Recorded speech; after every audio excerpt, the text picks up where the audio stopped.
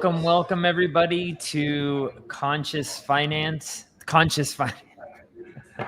Wrong show. It is conscious. To That's what we try to do. investor We try to create psychology. conscious minds. To investor psychology. That's my show with Billy, is Conscious Finance. I'm joined here with the from the Matrix. I'm in the Matrix. See how I'm all green? I'm in the Matrix. With the wonderful Nick Manel, as usual.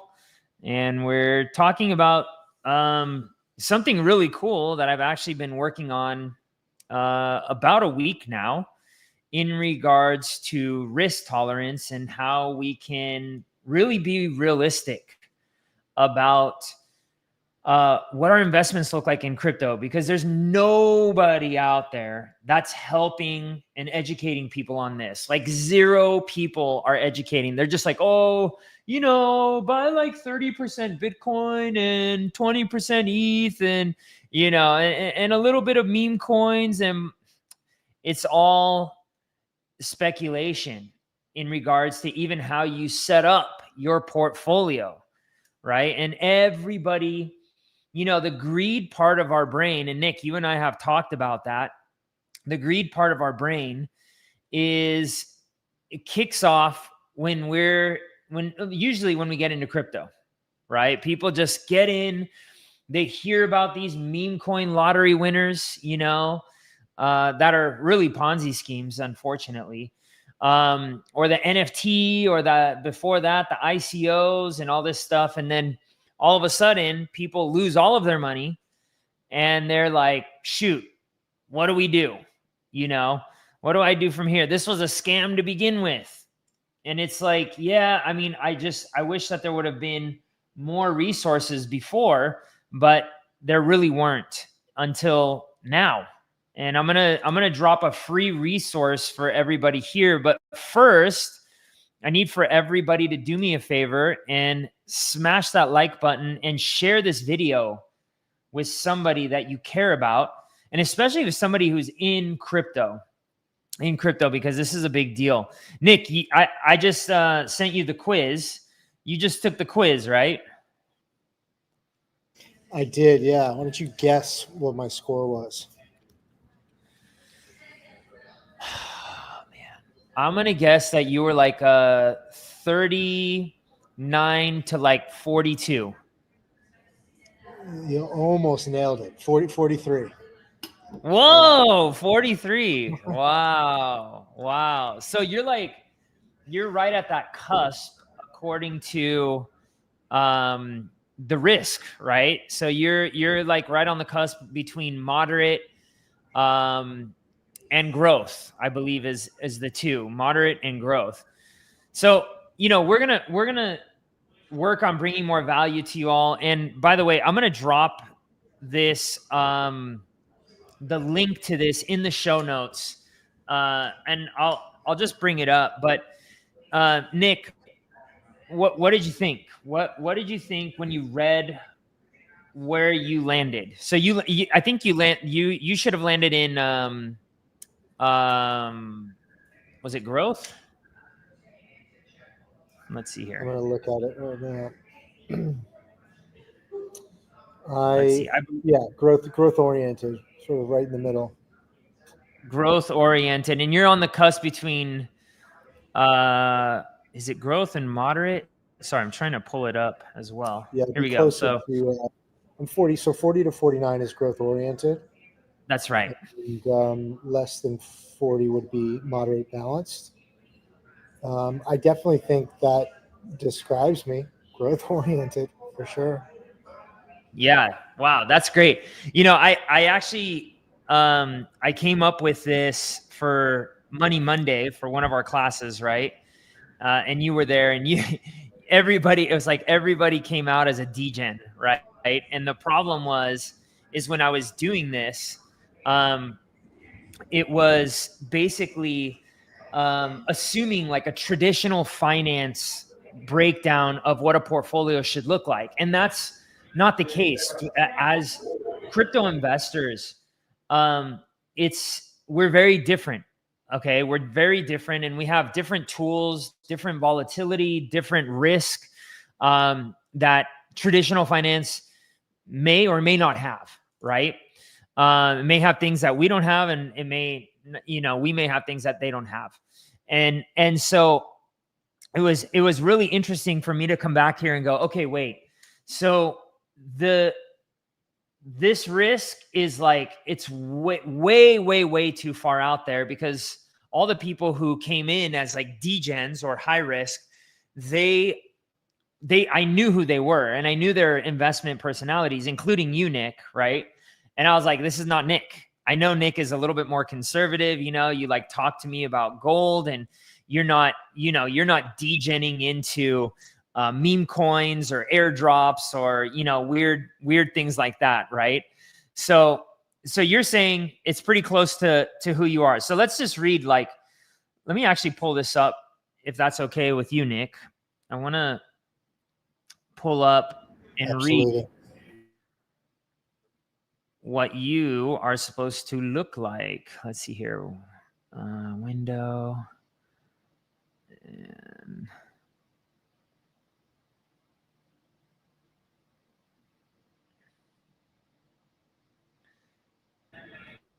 let's see here. Can you see this? Am I moving up and down? We can see it. I can't see you moving up and down. Okay, hold on. Let's see here.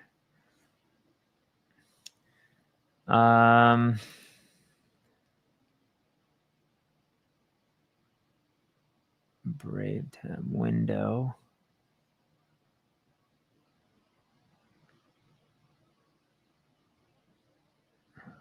Let's see, maybe this is the one. Can you see me moving it up and down now? No, it's not moving up. It's just I had so many versions of this on ChatGPT, and I'm like trying to. I almost made a very inappropriate joke. I know you did. Let's see here. Okay, so I'm gonna do this here, and let's see here. Stop sharing. Share screen. Hopefully I'll get it right this time, everybody.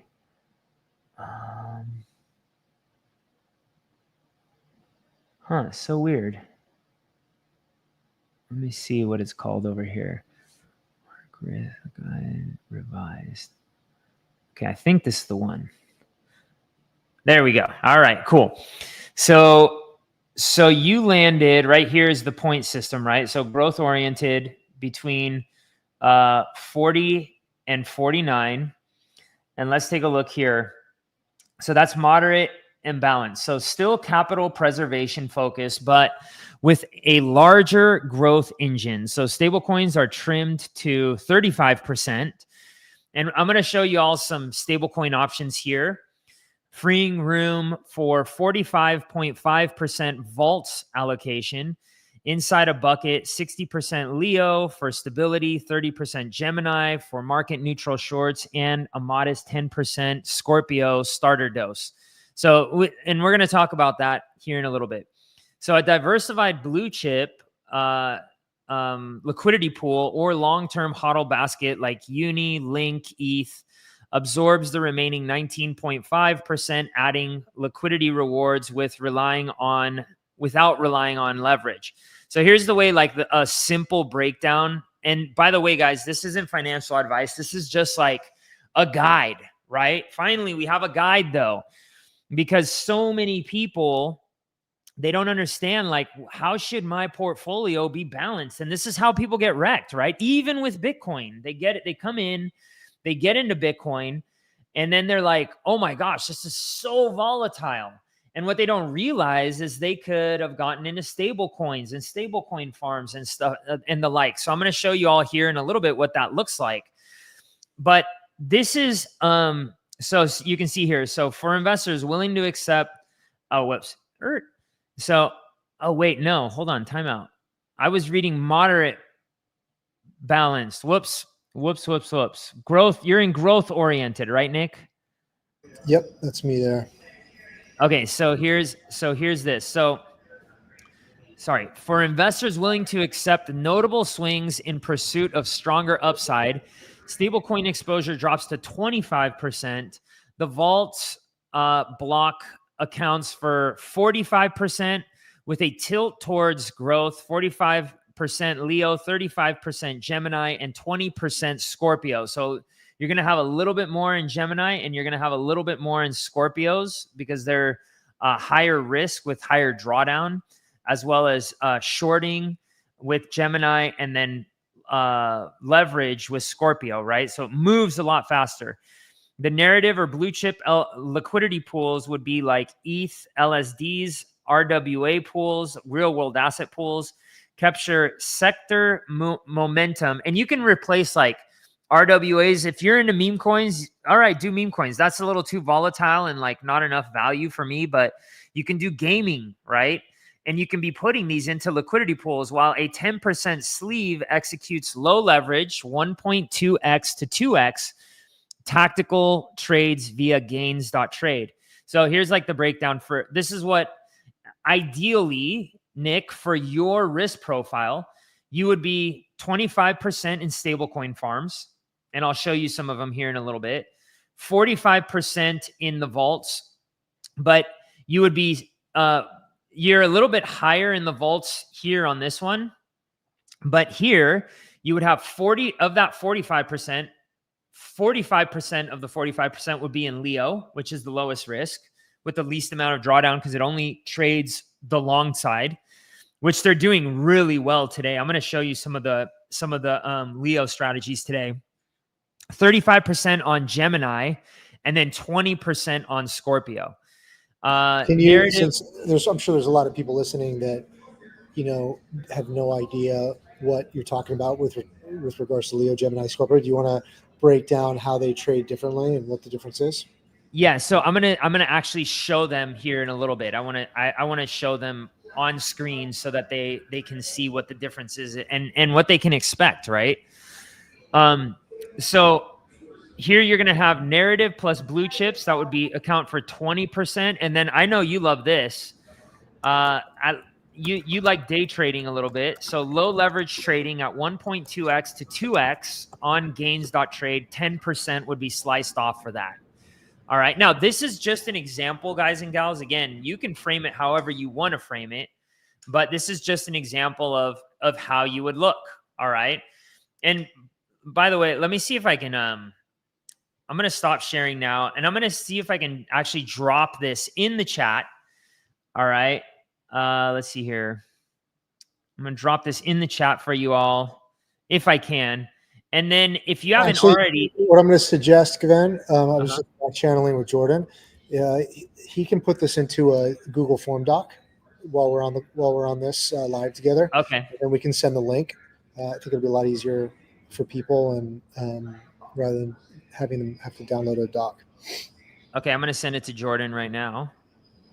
And then Jordan can drop this into the Google Doc. And it's got like, by the way, it's got like all the instructions on it. It's very easy. So if you want to take it during this time and then put it in the chat here once you've finished it, let us know because we do want to see where you landed. Okay, where you landed. Now,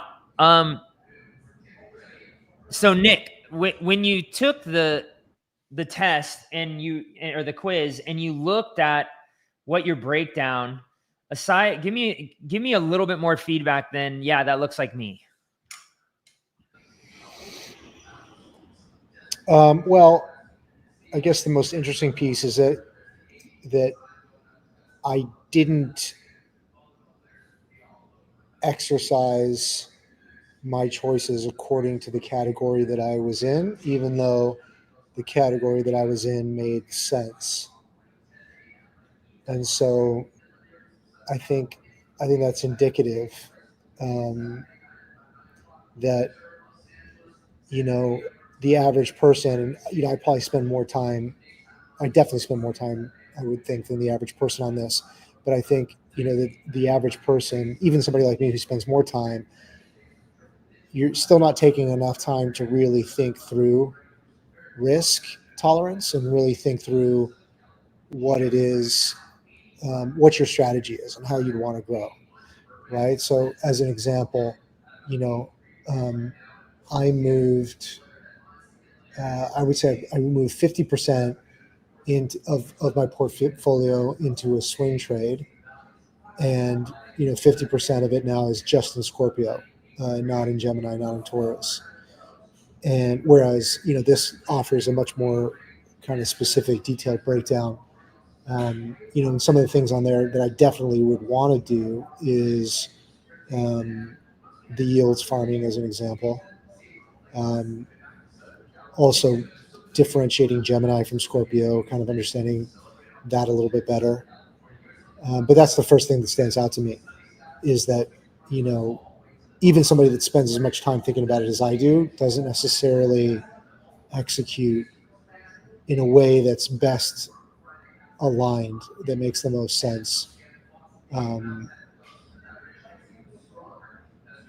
to, kind of one's investment strategy or one's risk, if that makes sense. It totally does. And by the way, that's also the feedback that I gave myself on this, right? So like, let's say for instance, like a lot of people, what they do is they'll come in, they're going to structure their portfolio. And by the way, like this is something that I'm just catching on to now, and nobody in the crypto community is talking about this, okay? Not a single person in the crypto community is talking about this. How is it that we can align ourselves with really who we are psychologically, spiritually, you name it, right?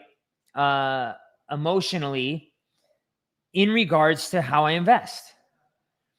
And even myself for many, many years, like I feel those swings, man. I feel the ups, the downs, and it doesn't feel the best, especially when the downturns come, right? And even when you're going up, right? Like you're sitting there like, holy crap, should I be taking profit now? Should I be, where do I take my profit? Should I withdraw from this pool where I have stable coins? Should I be locking this up into a stable coin pool farm? Like on Frax, you can lock it up. And I think that there's just like, because there's this lack of knowledge as to how to structure yourself according and aligning with who you are, we over leverage ourselves.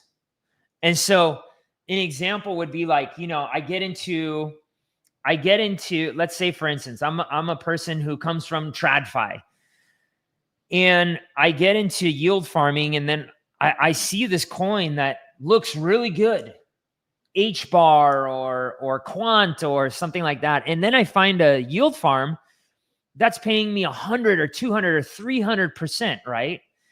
And I end up, and this is my first time investing in crypto, or even my second or third time, whatever. And all of a sudden, I end up investing in this because I've done a little bit of research. I think it's a good idea. And I think that I'm going to make tons of money with it. And then what ends up happening is you get into it. You don't understand impermanent loss. You don't understand that the crypto market can turn against you. You don't understand the flip side of the other coin that's there.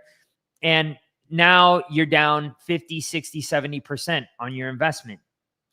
And in where you could have, maybe started off a little slower, right? Or you could have gone less aggressive according to your type.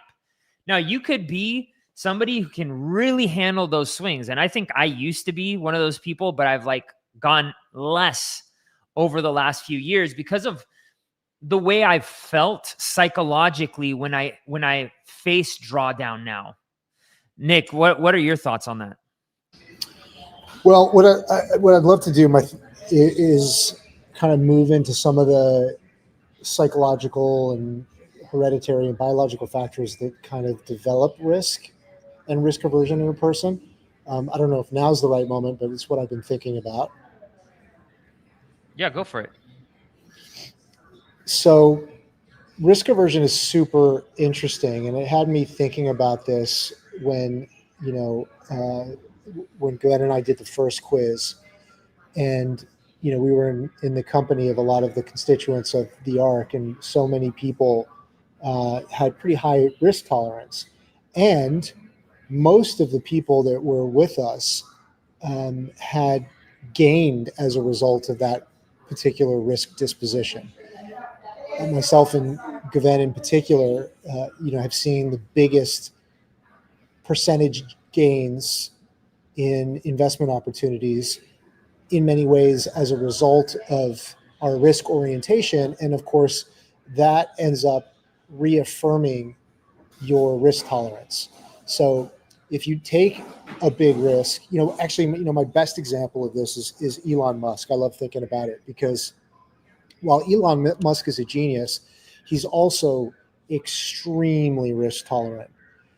But it comes from two factors. One of them is one that everybody always assumes, which is his very high intellect. So he's able to calculate risk better than the average human being. But another one that's overlooked is his history with risk. He took early risk in his life when he was, kind of in his late teens, and left South Africa for Canada with no money. Everybody said he was crazy. Went to meet a relative. He ends up getting lost in South Africa. I think ends up sleeping on the sidewalk the first night. But finds his relative. That first risk pays off, and he gets his first opportunity. Then he takes his next opportunity, which the next big one, which is to start this company called K2, which not many people have heard of. Risky startup, sleeping under his desk in a tiny office in New York, and they end up selling that for millions of dollars. Right. So first risk paid off, create opportunity for him. Leaving South Africa. Second risk, huge payoff, made a few $1,000,000. Where does he go from K2 to PayPal? Now we're talking about $1 billion payoff. Where does he go from PayPal? Another huge risky venture, which was actually SpaceX, and then Tesla. And then you see this insane risk he took buying Twitter. I mean, that's probably unprecedented in human history. But you can see how every time he takes one of these risks, one of them that's very famous is, was having to gamble between Tesla and SpaceX. And he was told, look, you got to save one. You can't save both. And he just refused. He refused to take, everybody said that to him. And he didn't want to give up one of his babies, as he said. It's like asking to kill one of his children. So he refused to do it. And in the last, so he split his capital between the two businesses. At the last minute, a venture capitalist came in to help balance the investment. And they both survived to this day, becoming two extremely, the most profitable automobile company in U.S. history as a result. Again, my point in all this is to say that if you're able to take risk and you succeed, your tolerance for risk increases. And some of that, I think, is baked into us genetically from our parents, that I think if our ancestors were successful at taking great risks, I think that those learnings get embedded genetically, and some people are just genetically predisposed to being more cautious or to being more willing to take risk. Another important factor is the neurotransmitters of dopamine and serotonin. Dopamine, as in particular, which you can think of, pushes gamblers and drug addicts alike. It's if you have a tendency to chase dopamine highs, then you're gonna do either very well, or very badly as a trader, right? That risk reward dynamic is going to drive you to really figure stuff out as a trader, but it can also punish you if you're too risky as a result. So thinking about those neurotransmitters that come into play, and then talking about the brain, we've got basically two main areas of the brain that I talk about a lot that play into this, which is the prefrontal cortex and the amygdala. The prefrontal cortex is what allows us to think through strategy. It's what guides and governs impulse control. And the amygdala is what processes fear. So as an example, testosterone in the womb creates a underdeveloped, I'm not putting that in the best way. It curtails the development of the amygdala. So the amygdala for the feminine, for the female brain in particular, is more developed. So it's able to process fear more, which is why women and young girls in particular, you'll see this with, for those of you that have had, boys and girls in your family, like, I'm the father of a young girl, and I'm an uncle to many boys. And if you see the two, how they behave, my daughter is so risk averse. She behaves, she will not take risks. My little nephews are insane things that they do. I mean, one of them just recently got smashed in the face with his a brand new baseball bat because they were playing baseball and they were just too close, just being too risky, right? So all these factors come into play, and you can think about them in your own experience. And I think it also helps to govern us and create choice, to understand that, okay, look, Gven and I as investors are more, another colleague of ours, Igor, who many of you know, we have a higher risk tolerance, probably because we had that tendency to begin with, but also because we've experienced great success. I mean, Gven and Igor both became millionaires as a result of taking big risks, right? Me, not quite, but pretty close. And so that's created a great kind of risk tolerance. That's not to say that you've got to have that to become a millionaire, but I'm curious for your thoughts on this, Gven. Like, where do you think there is like a definite risk tolerance level that you have to have in order to become a millionaire? No, actually I don't. And there's an interesting book called The Millionaire Next Door. Actually, there's two books that I want to reference. There's oh man, what is it? The not The Principles of Money. I'm drawing a blank on it. It'll come to me. But the Millionaire Next Door essentially talks about habits that the majority of millionaires have, right? And this book was written, I think this book was written back in like the 90s or something. And essentially, the majority of millionaires actually have not risked it for the biscuit. You hear about the ones like the Steve Jobs and the Elon Musks and the Henry Fords. You hear their stories, and you're like, oh wow, these are the types of people that you actually have to be in order to make it to where you're at. But when you actually look at the type of millionaires, has anybody read, by the way, The Millionaire Next Door? Let us know in the chat. The way that the majority of millionaires is very conservative, but they stack away little by little, and they let that compound interest start to compound over time. And they also spend way less. They're very frugal, and the majority of them, though, there is one characteristic of somebody who goes from like either middle class or lower class to millionaire. And that is that they didn't start there. So it wasn't like generational wealth that they received, right? So I think that there's two different types, but the overwhelming millionaire in the United States is actually very conservative and very risk averse. And they just know that over time and savings that they're going to get there, which is very interesting, Nick.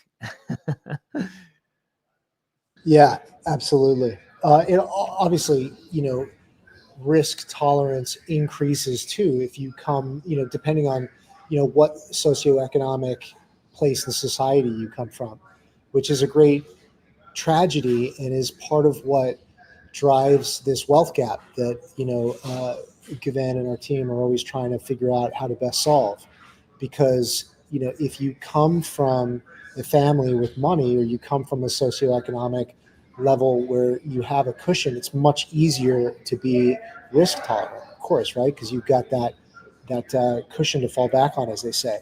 But if you come from a place where, you were living hand to mouth, um, it's a lot more risky. It can feel like life or death. And so a lot of people, they will accept the devil they know rather than risk the devil they don't know.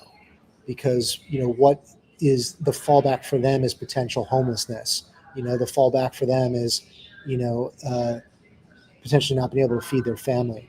And so, then what ends up happening is that socioeconomic part of society tends to take less risks, and so they stay stuck.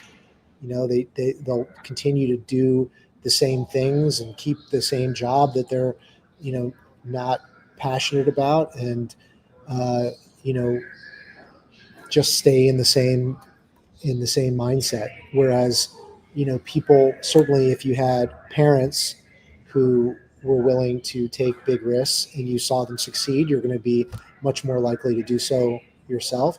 But also, again, if you just live in, I mean, you just look at, Trump as an example, and Trump's family. Fred Trump, his dad, having emigrated and, taken big risks to start his own business and was super successful, right? And as a result, you've got Trump, who's like, he may be the most risk tolerant person in the United States. If you think about it, I don't know. Can you guys Yeah. think of a public figure that's more risk tolerant than Trump, the stuff that he's doing?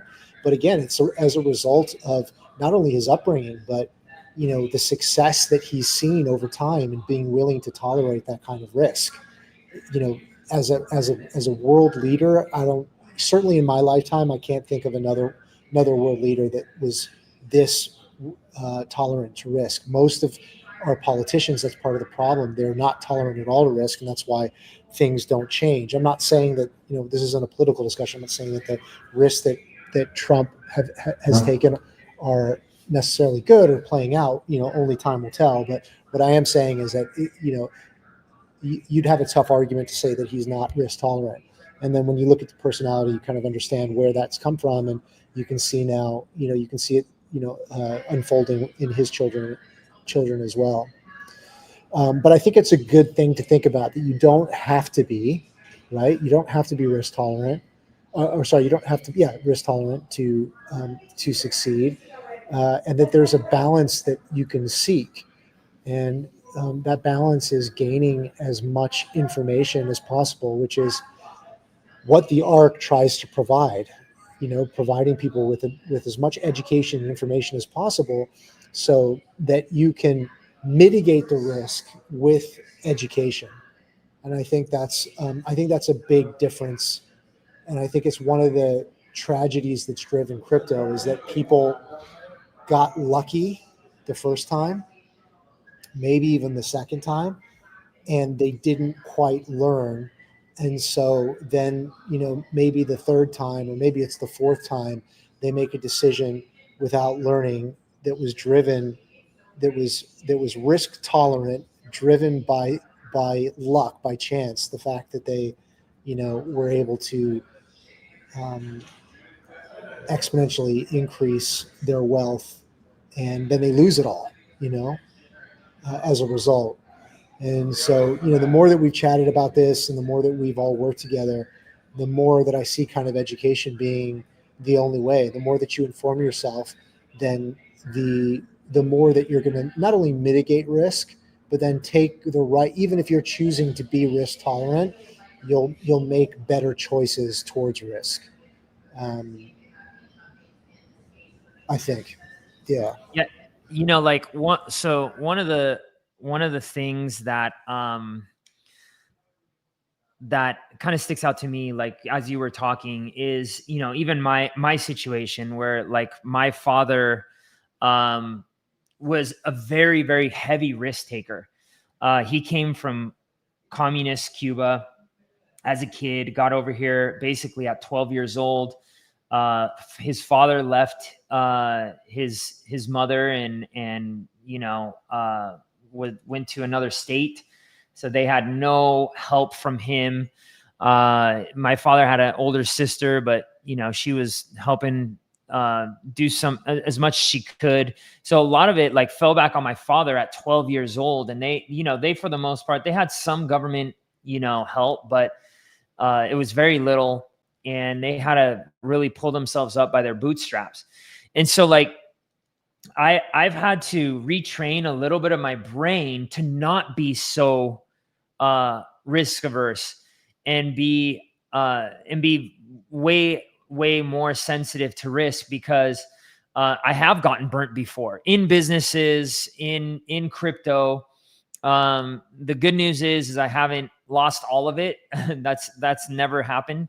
But I don't like the feeling that I have when the market really takes, a big dump, and that's not where I'm at in my life today. So when I put together this thing here, I had to really think about what I want versus how I'm acting, right? And surprisingly, my portfolio currently is set up a little too aggressive. And so now I have to kind of go back and readjust things according to how I'm going to be able to sleep and go, hey, look, Gven, we got to slow things down here a little bit. All right. Yeah. Could you knock it out of the park with this strategy? Could you do this with this strategy or this particular investment? Absolutely. But are you going to have, sleepless nights? Probably, probably. And I'm going to show you all, kind of the difference of some of the strategies that we have right now and how aggressive or non-aggressive they are, and also how they're performing, especially today.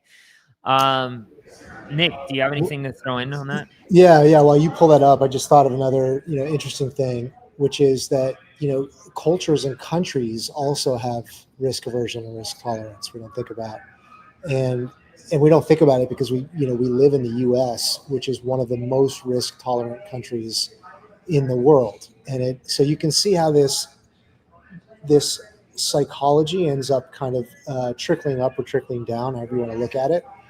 Whereas,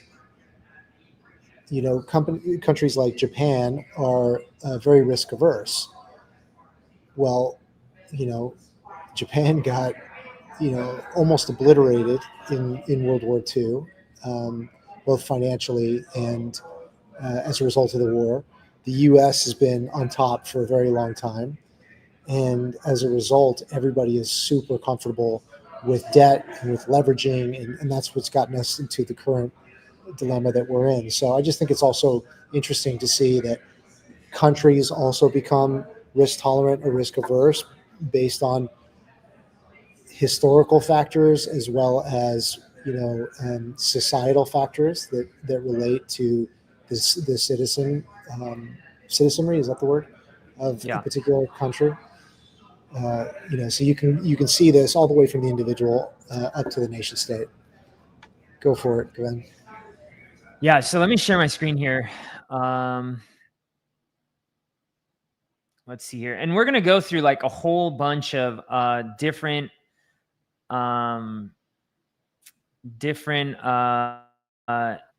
investments and also their risk profile, right? There we go. Okay. So let's start with Leo ETH. All right. So Leo, you can see here. So we just opened up Leo. Realistic. It was in April, but it was like the 15th of April. Okay. So it's done really well. But essentially what Leo does, it uses no leverage, and it only longs the market, meaning it's only using the momentum upwards in order to trade the momentum. Okay. And again, this one just started. And, I wouldn't look too much on any of the average monthlies that we have on any of our vaults right now, because they're so brand new. But this looks fantastic, right? But it's up basically 15% since its inception. All right. It started at $1 and ended up going, all the way up, riding up to $1.15 fantastic result. All right. This is a more conservative strategy. And I believe the maximum drawdown, meaning like the lowest that it goes so far up until this date, okay, is at a roughly around like a 17% drawdown. Not bad, considering that Ethereum max drawdown, if I would have just held Ethereum, would it has been in the 90% range. Okay. Not in the last bull market, but in the bull market before that, it certainly went down by 90%. And in this last bull market, it went down by almost 80%. So that's like a lot of risk to take personally. And yet the people in the crypto market would say ETH is probably one of the least risky cryptos that you could invest in. Same as Bitcoin, right? Bitcoin went down by 76% in the last bull market. It's in the bull market before that, it went down, I think, 82%. In the bull market before that, 90% or 99%. Who knows what it went down? I don't have that data in front of me. But that's a lot of risk to be taking, right? So we've formulated this. This is the least amount of risk because we're not using leverage and we're trading it to the upside, right? Now, the one thing that you have to understand with this particular strategy is that when the crypto market is going up, because it is managing the risk, in the short term, your hold on ETH may be up higher. Okay, but once ETH goes into like a bear or into a decline, that's where the strategy really starts to take hold and really make some money. Okay, and really make some money. So that's Leo. So this is the least amount of risk. The next risky is Gemini. Now we have, by the way, we have Leo for BTC, Sol, and ETH. Okay, I'm just showing you the ones that are doing, basically the best right now. All right, and Sol and BTC, both of them I think are up as of today. Okay. And we just we just opened up in the middle of last month. Okay. So it hasn't even been open for an entire month. Okay. And check this out. So it's at a 30% gain. Pretty darn good, right? Now, why is this one doing better than the other one? Well, this one captures the upside. So it actually takes the same trades as Leo to the upside, but it also shorts the market. All right. And it's obviously paid off. So we're up 31%. It started off at $1 share price. It's up 31% in less than a month. Okay. And again, it shorts the downside plus the upside. And ETH isn't up 31%.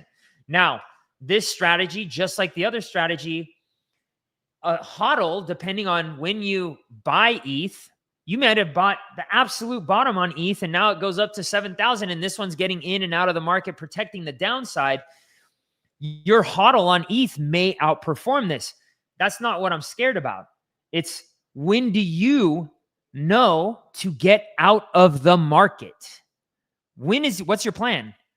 Or is it to deathly ride this thing down another, heck, even from the top of December of 2024, ETH hit a low of almost 60% drawdown, right? That's a lot of drawdown, guys and gals. So this is where, again, we're protecting our downside and we're playing with both sides of the market, the up and the down, okay? And then we have the Scorpios, and we have multiple Scorpios. We have 4 Scorpio vaults, okay, which each do different things.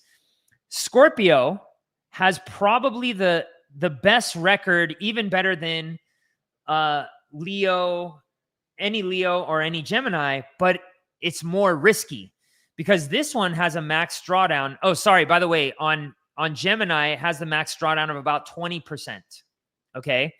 Still not bad, given that ETH declined almost 80% in the last bull market, right? So Gemini, we started off at $1. This also started off in March. So we opened up officially March 1st. All right. Last month, we closed at a 12.68% loss. And now we're at a 6.26%. This one wildly flows. And this one does anywhere between, on the low end, about 500% per year is their worst year. This is some traders that we've been working with now for 10 months. Okay. We tested this. We made sure that it wasn't a weird strategy or, they were lying to us about what the strategy did. We tested trade for trade, how it worked, but it's got a 30% drawdown, and you could be at that 30% drawdown in 2 days or even 1 day. Maybe not 1 day, but maybe 2 or 3 days. I'm going to say 2 or 3 days we've never seen a 30% drawdown. The max drawdown we've ever seen is 25%. And we've been using this strategy since August. We started off, sorry, it wasn't August. It was late July or something. But we started off in a centralized exchange because we hadn't built this yet. We hadn't built this managed ecosystem. But again, this one, and let me show you here's what the returns look like on Scorpio. And these are actual returns, guys and gals. This is not back tested, okay? Oh, wait, no, it's Scorpio 2. So Scorpio 1, 512% in 2021, 984% in arguably the worst year in crypto, 2022. 2023, 742%. And then last year, which was a very, very tough year to trade, 540%. So not bad. But again, you can see here, 30% maximum drawdown. And it moves so quickly. One day you'll be down 20%. The other day you'll be up 30, 40%, right? And you can see the monthly returns here. Here's each month that it's closed. Lots of 20% months, lots of 30% months. But the way that this thing moves, it moves very quickly. And if you're not used to risk, it could scare the living daylights out of you. Nick, what do you think? Yeah, I mean, first of all, I think it's really cool that there's all these different strategies. And I love, at least for myself, that there's something that I could just put my money in and sort of set and forget, that's still also trading on leverage. Because actually, if I ask myself how I made the biggest returns on any investment, it was setting and forgetting. It was taking on a very risky asset at the time, which was Bitcoin, and then just forgetting about it. And had I just continued to forget about it, I would have seen even more of a return. But, as I've said many times, I bought Bitcoin at about $100 and sold it at 20,000. And that was a result, not of genius, of me just forgetting, that I had bought this stuff and left it in an account. So I love the idea of, because I'm focused on other things. I think, as you know, I'm very passionate about this book, 10X is easier than 2X. And I think in a future class, maybe on a live, we can start talking about 10X mentality, because it relates to this. And I'd be curious, there's so much time we have left.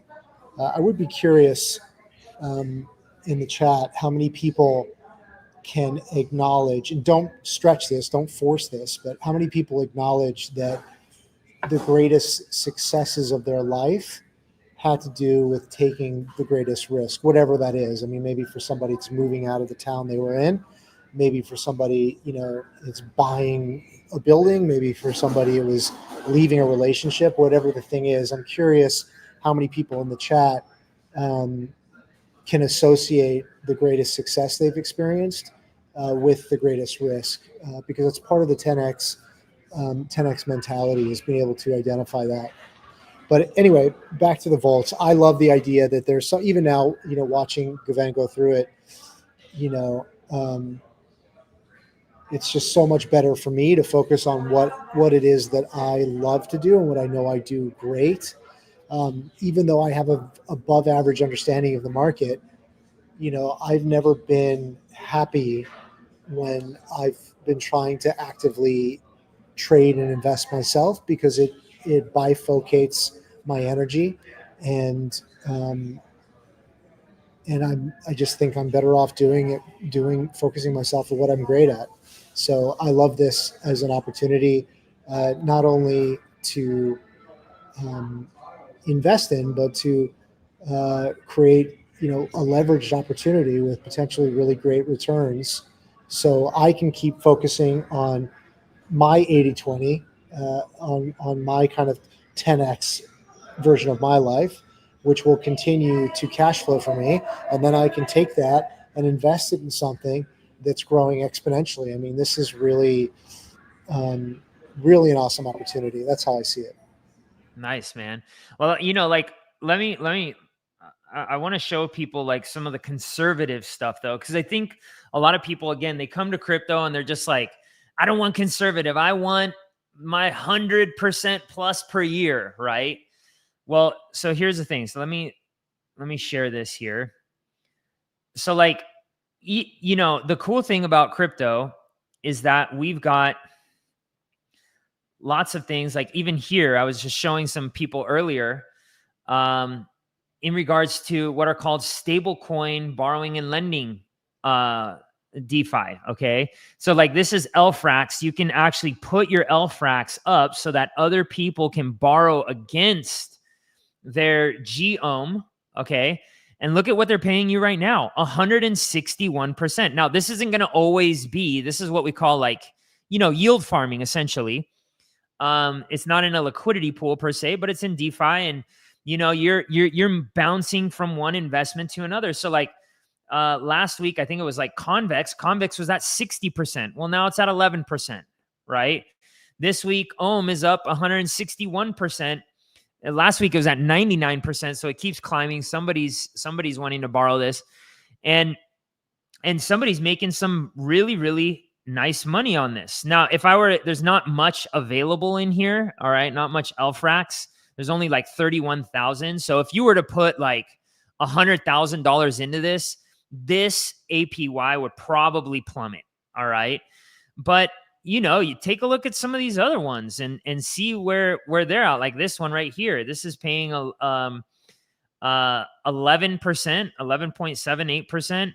And it's got 200 grand in there, right? So if you threw in maybe 30, 40, you'd still make that. And you can spread it among all of these and do relatively well. The other thing that you could do if you wanted to, really earn and step it up with your knowledge, you could do what's called a Frax bonds. These are actually tokenized bonds. All right. This bond is earning you 4% per year. And then you have Frax USD, which is a stable coin.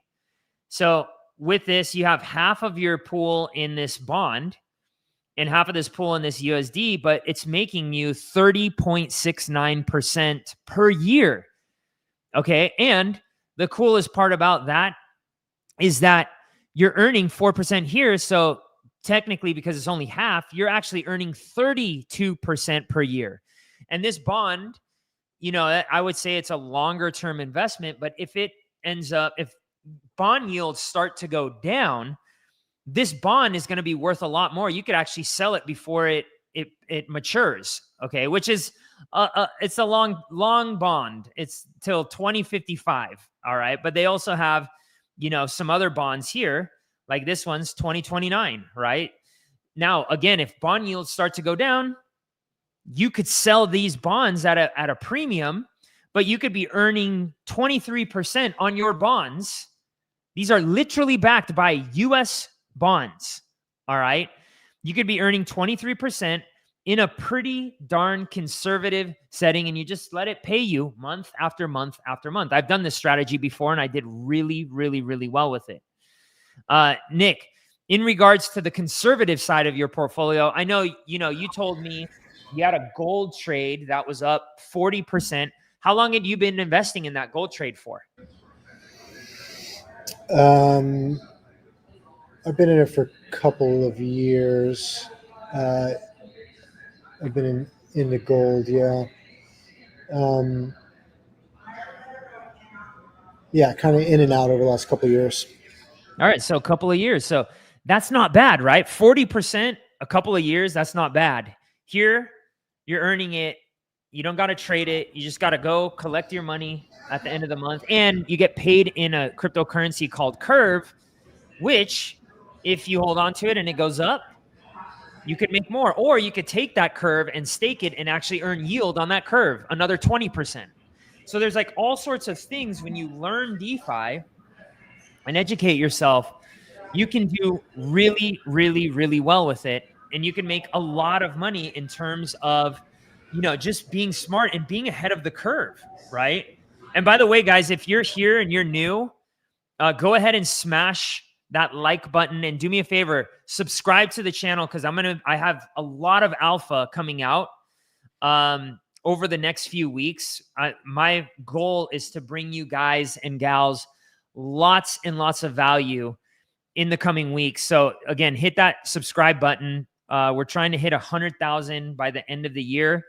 And it looks like we're very, very on track for it. So, yeah, back to the show. We got 4 more minutes here, 3.5 minutes, Nick. I don't know. I've actually really enjoyed this one because we're really, really solving some deep issues when it comes to risk and aligning people with how they could feel a lot more comfortable in their skin investing in crypto. What are your thoughts? Closing thoughts? Well, I just want to point out, a couple of things I've seen in the chat here. As an example, our colleague Jordan saying that one of the biggest risks he took was taking on debt to join Apex as a student at the ARC.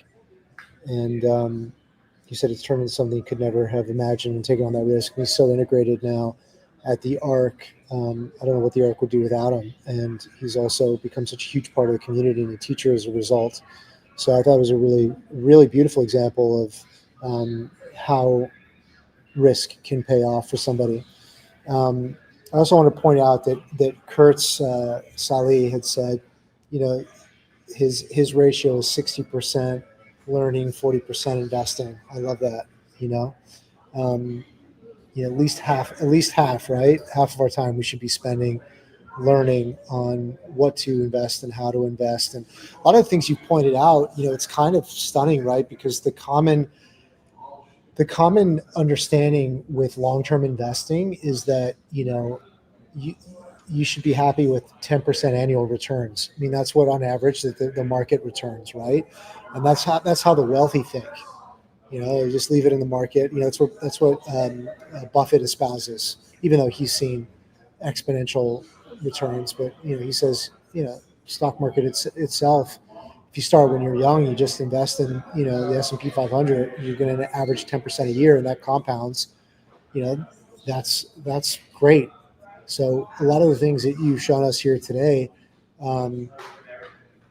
show how you can move that needle exponentially faster than you have been able to traditionally.